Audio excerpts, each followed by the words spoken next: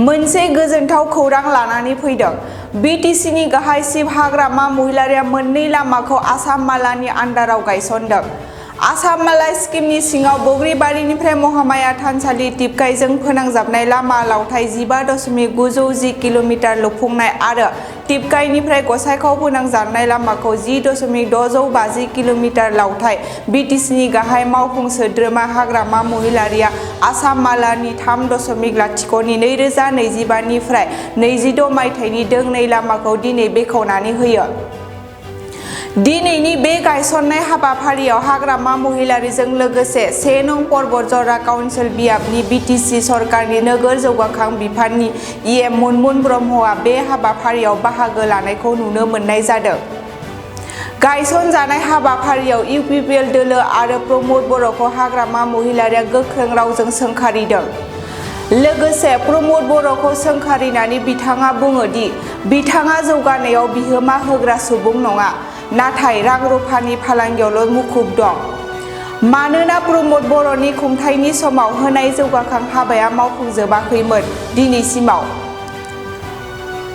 लोगोसे प्रमद बर'आ जेराव थाखा फैसा गैया बे खामानिखौ मावा एबा आखाइ होआ होननानै बुङो बिटिसिनि गाहाय खुंगिरि हाग्रामा महिलारिया खौरांनि गेजेरजों।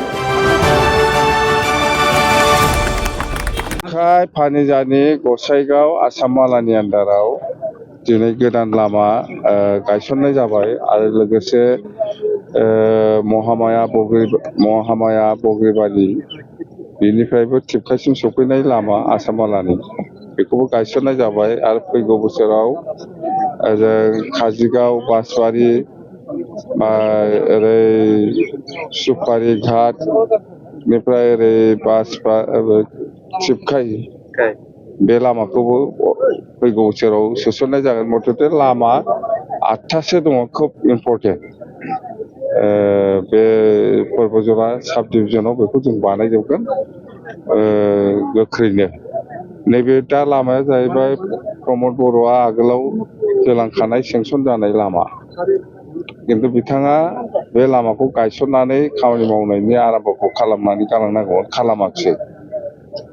दिनैसिम आं जेसेबां आसाम मालानि लामा गायसनबोदों बा बहाबा बिल्डिं गायसनबोदों बेफोर गासिबो प्रमद बर'नि दिनाव सेंसन जाखानाय, खिन्थु बिथाङा गायसनाखै। खार'ना मा बुजिनो हाया। मथथे जों बेखौनो बुंनो हायो, जेराव थाखा फैसा गैया जेराव मोनजाया बियो बे खामानिखौ आखाइ होआ।